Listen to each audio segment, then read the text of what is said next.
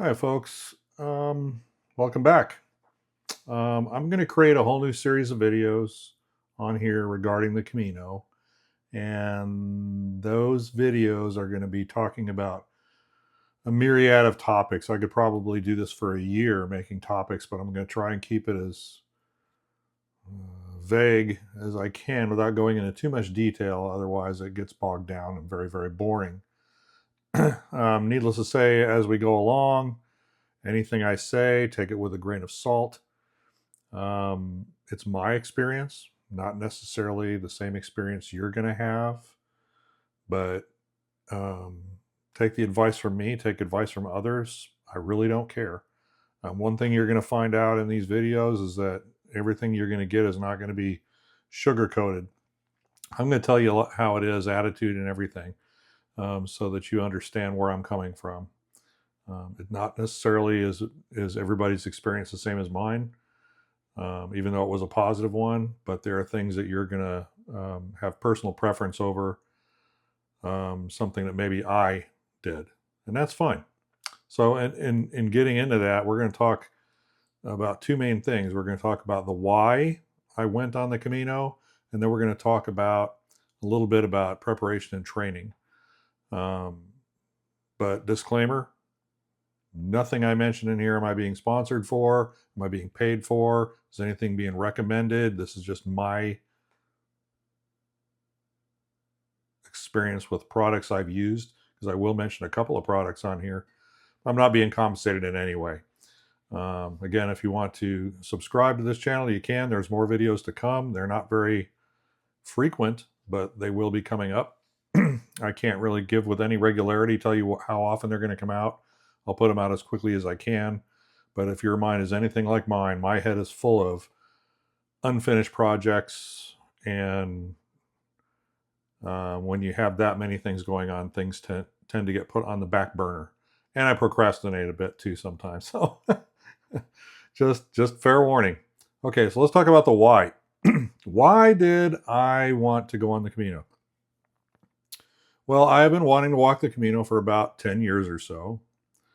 Right about the same time that the movie The Way came out, that was done by Emilio Estevez and starred Martin Sheen.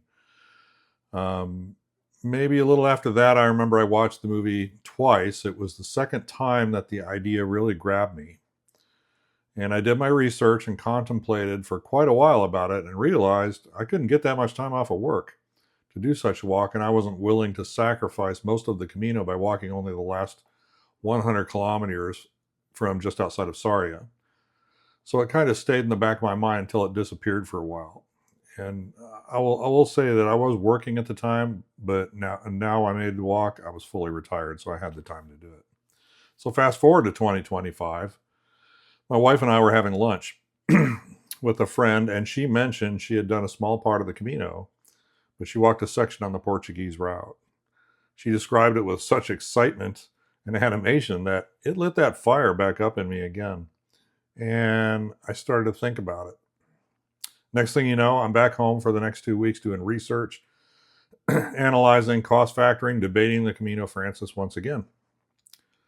So I ruminated this for a while before I sat with my wife at the kitchen table and told her I wanted to talk to her about something, and I wanted her to keep an open mind about it. I explained to her everything that I have told you up to this point and prepared her for my next statement. I told her, I want to go walk the Camino. She says, what does that mean? I told her that I wanted to walk the French route and I wanted to leave in 4 months. Well, she looked at me carefully and asked why. I thought, that's a very good question. And all this thinking and everything, I really not thought, to a certain degree I have, but I really hadn't thought about the why so much. So I didn't discuss it with myself all that much, but I thought, let's think about it a little more. So I knew I wanted to walk the Camino as a time for spiritual retreat, introspection, and maybe help me answer a couple of questions about the next chapter of my life. So I told her this and added that I was feeling compelled to do it for some reason, and since I'm fully retired now and have the time to do it, I'd like to go. She asked, "Are you asking for permission?" And I said, "Yes, I am asking for permission because it affects you too." And that's the thing about being gone is it doesn't, if you don't live alone, it affects other people too. I mean, you're gone for a significant amount of time. So you're going to be, they're not going to have you in their lives while you're gone, and vice versa.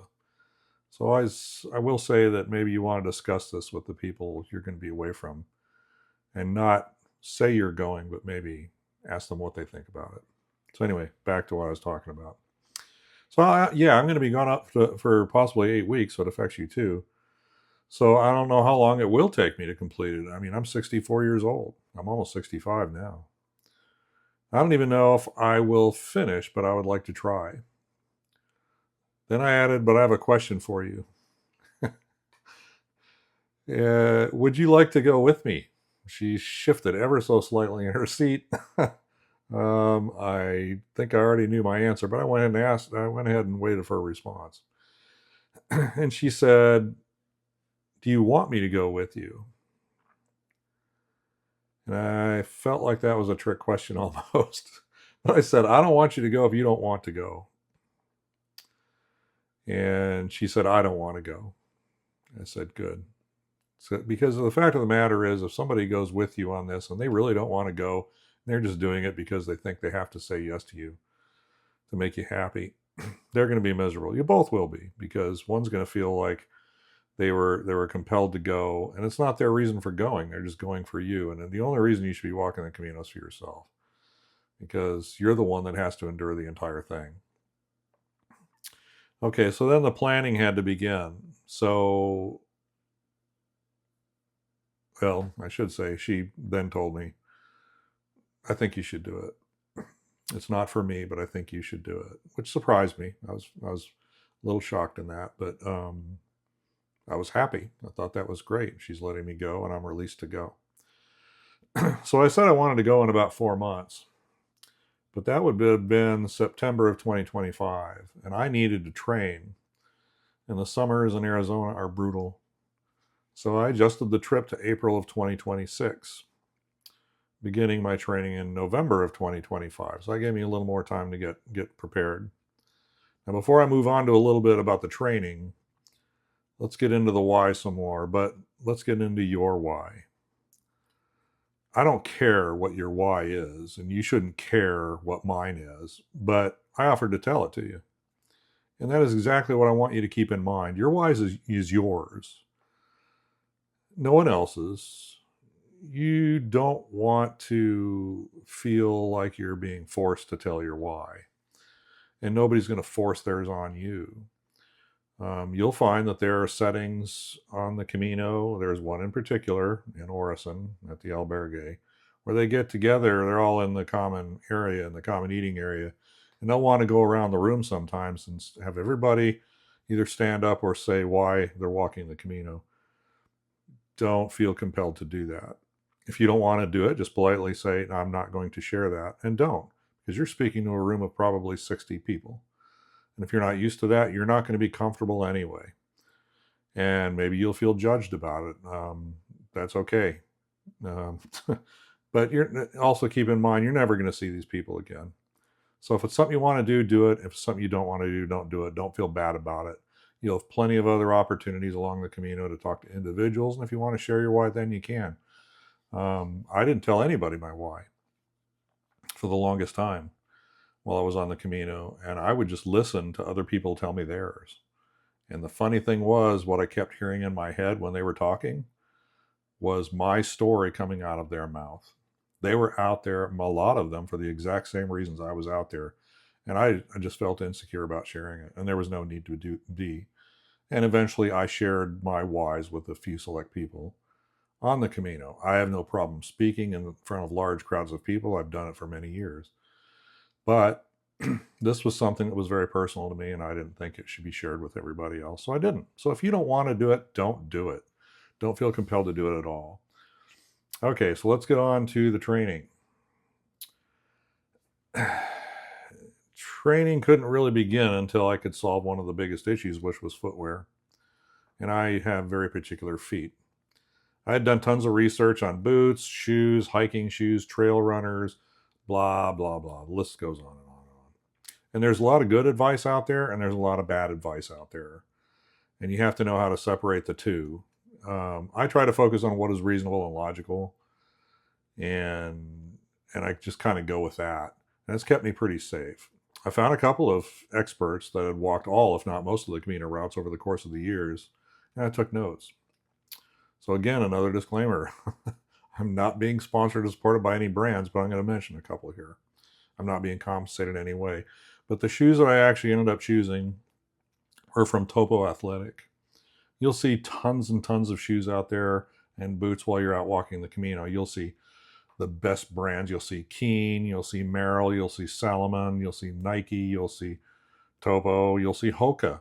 Lots of Hoka shoes out there, and they're very good shoes, but they're not for everybody. That's why I say you got to try them all.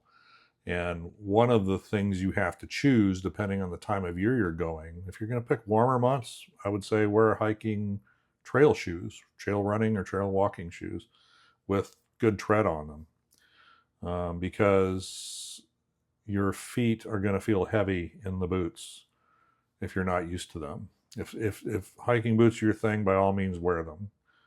The shoes dry faster, and the boots do not, especially if they're if they're Gore-Tex. Your feet will tend to sweat in them in the warmer months. So just research all that, figure out what your own personal preference is on that, and go with it. It's not particularly an overly complex subject. It is for me because I have really wide feet, and my feet are kind of a funny shape. So I found out that the Topos work for me because they have a really wide toe box on them. And I did go up a size. Actually, I went up a size and a half in my shoes. And I didn't wear an extra pair of socks, but I did go to a brand of socks called Darn Tough Socks. And they have a lifetime guarantee. If you can imagine a pair of socks that has lifetime guarantee. They're expensive. They're $20-something a pair, about $22 a pair. But boy, are they worth it. That's all I wear now for socks, after walking the Camino in them. So you're going to hear lots of advice about shoes. You're going to hear, go a size up, go only a half size up, go up 2 sizes up, wear 2 pairs of socks, 3 pairs of socks, put plastic liners, wear water socks, all this stuff. You figure out what works best for you. What worked for me is I went up a size in my shoes, kept the same width, went up a size in the shoes. So I normally wear like a 8.5 or a 9. I went up to a 10. And I wore thicker socks. And I only wore the ankle socks because even if it's cold, that part of my leg doesn't get cold. So I wore those. I didn't have a blister the entire 6 weeks that I was out there. The reason you go up a size, they say, and it worked for me, is because your foot on the downhills is going to slip inside the shoe. And you can stop that in a myriad of different ways. You can stop it by engaging the heel locks on your shoes or your boots so that your feet won't slide as much.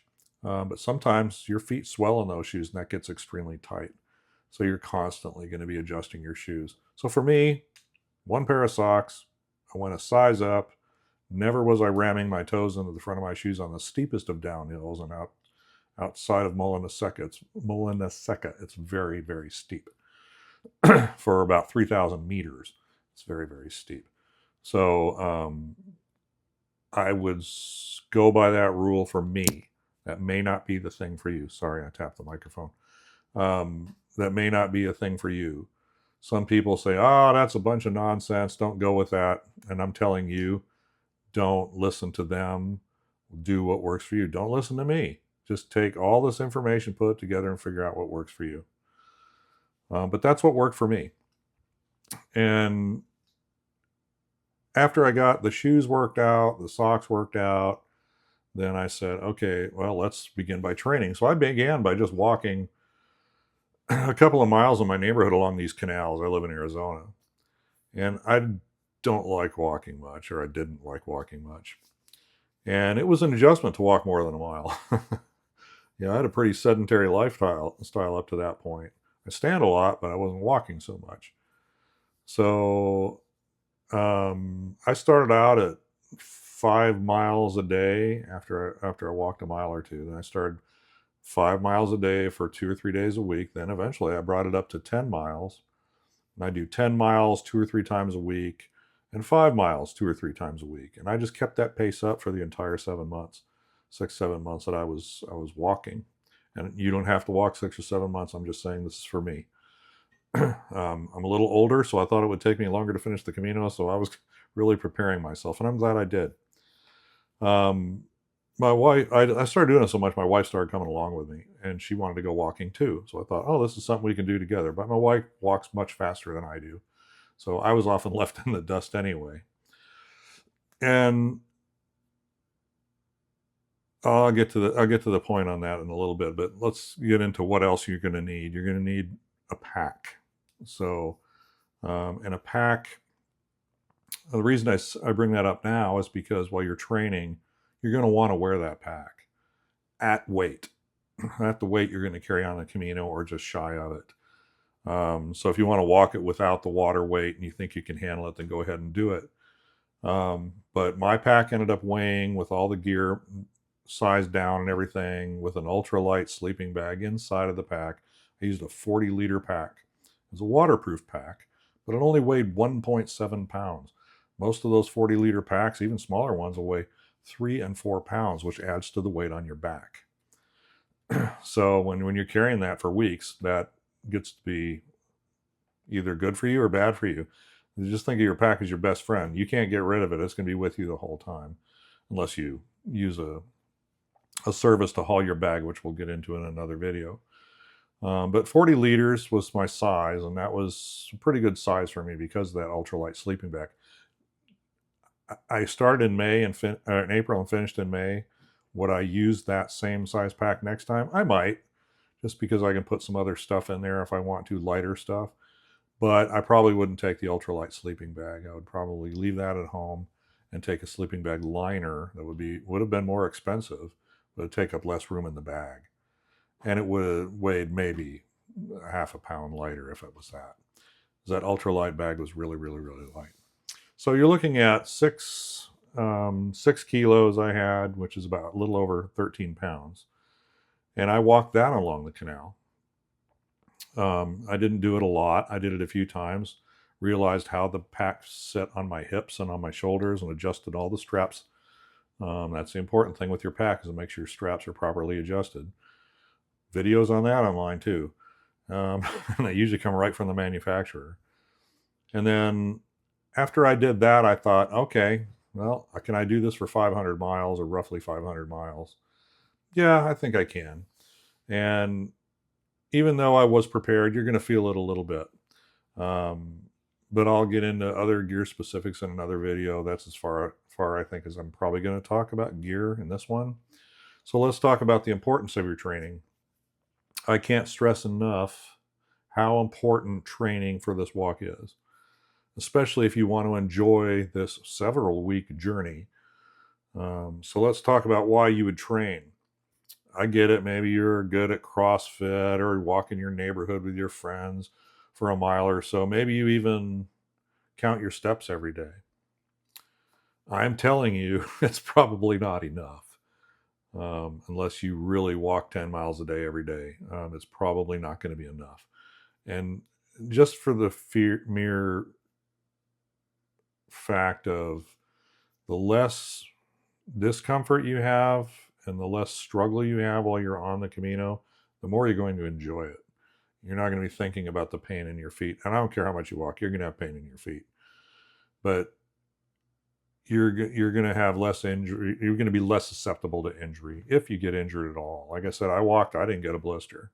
I was fine. I researched this thing to death. But that was just me. I have calluses on my feet from standing for so many years, and I think that helped me a lot. But just something to keep in mind. If you think you walk enough, you probably aren't. But that's just my advice. Move on.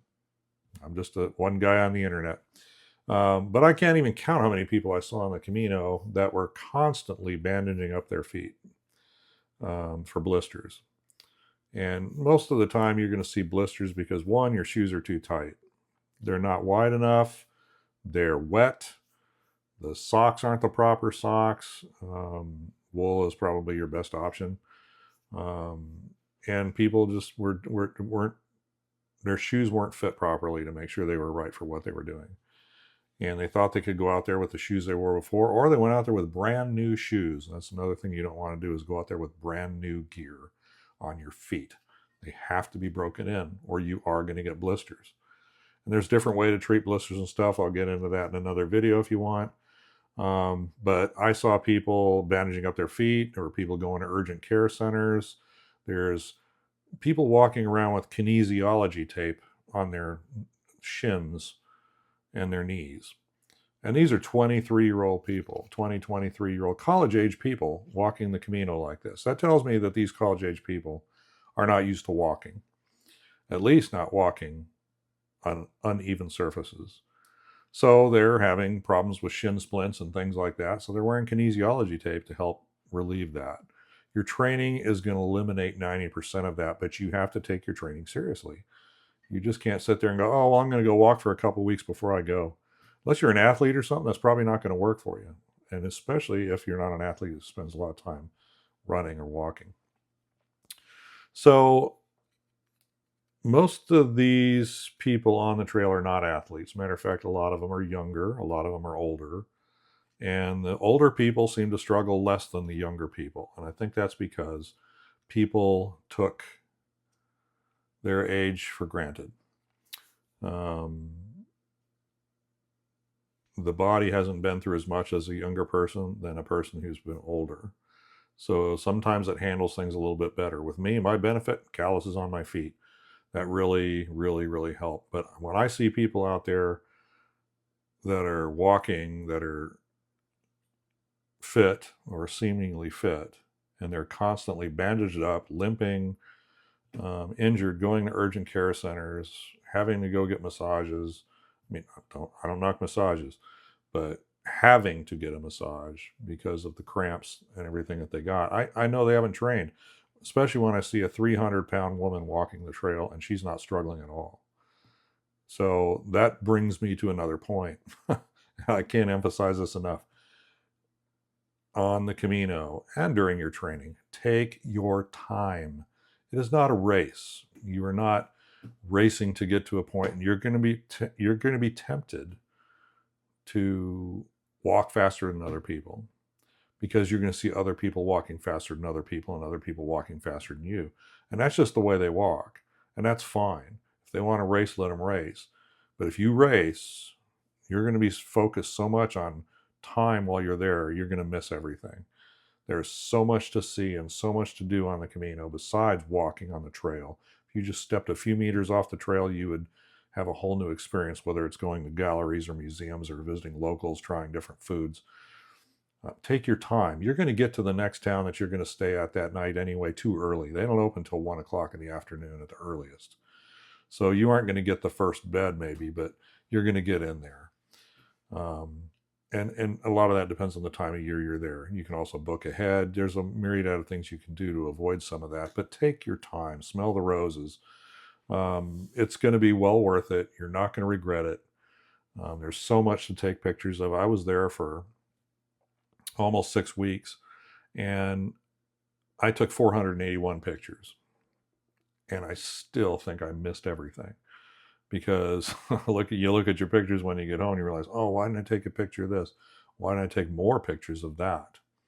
I should have taken the time to go into this museum, or I should have taken this time to go into this particular educational center or something. There's just a lot to see, a lot to do. And locals are the best. You can just sit down and talk to local people.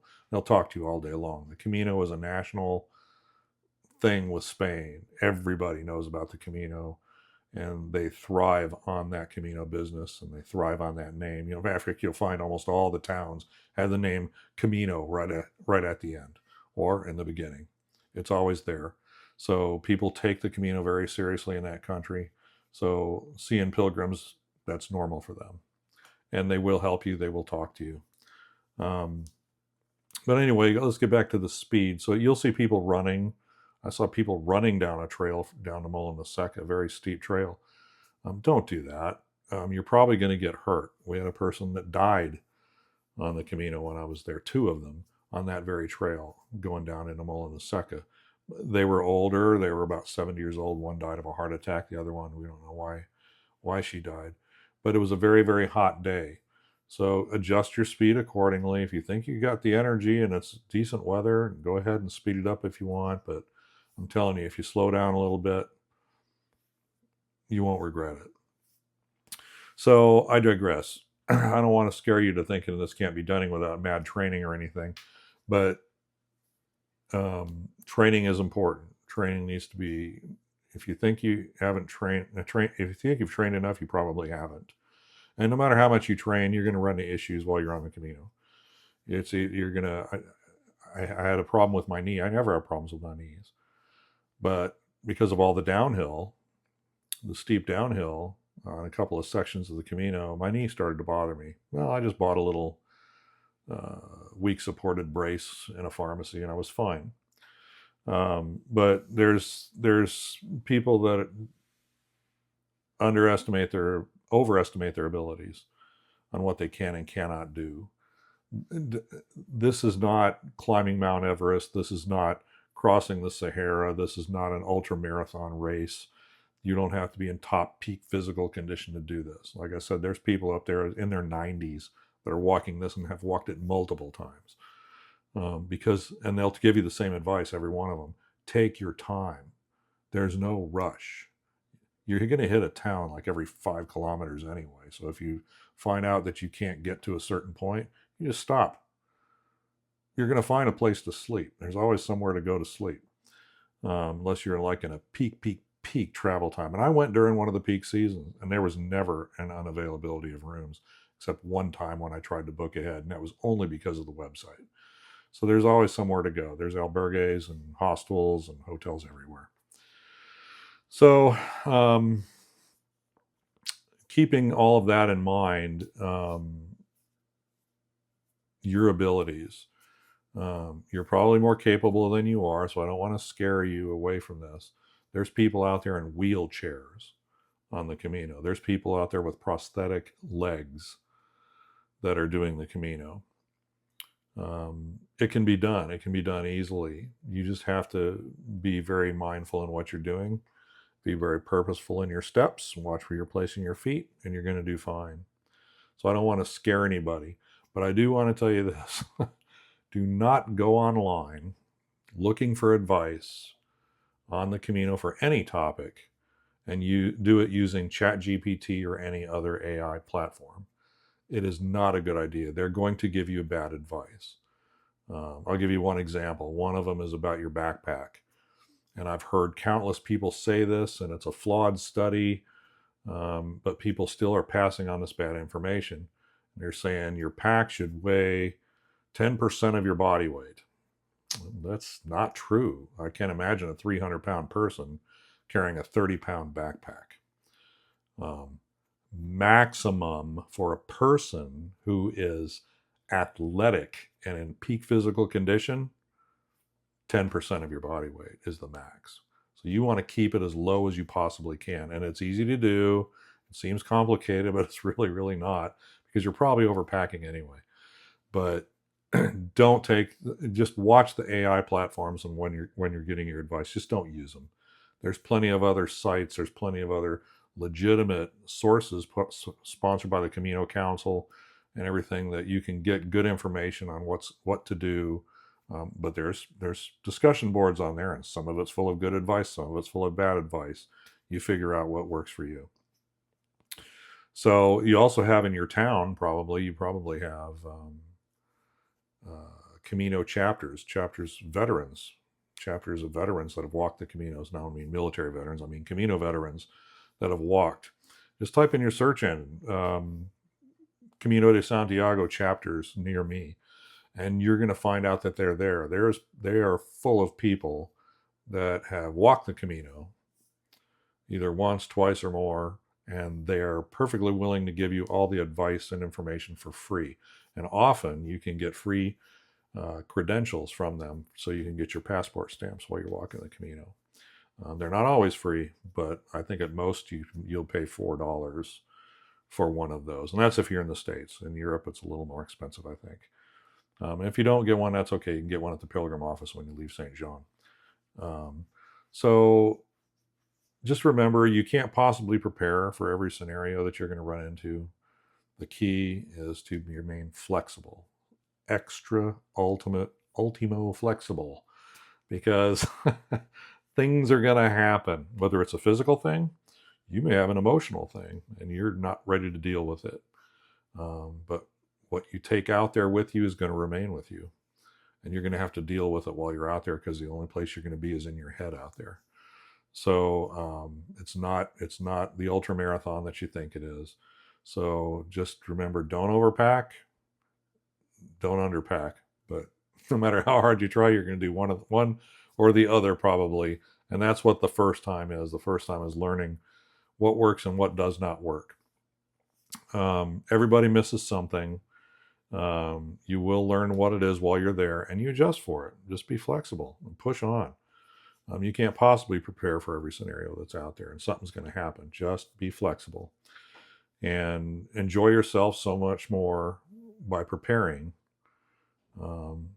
than if you stress out about the things during the Camino. Because if you stress out about the Camino before or during the Camino, you're going to be a basket case by the time you get there. And the fact of the matter is, it's mental. It's mostly mental. So, and we'll get into the mental aspect and other parts of the Camino later in other videos. But for now, that's it. If you have any questions, please put them down in the comments. Hit the like button, subscribe, whatever you want to do. You don't have to. I don't care. Doesn't matter to me. All right. All right. Take care. Bye-bye.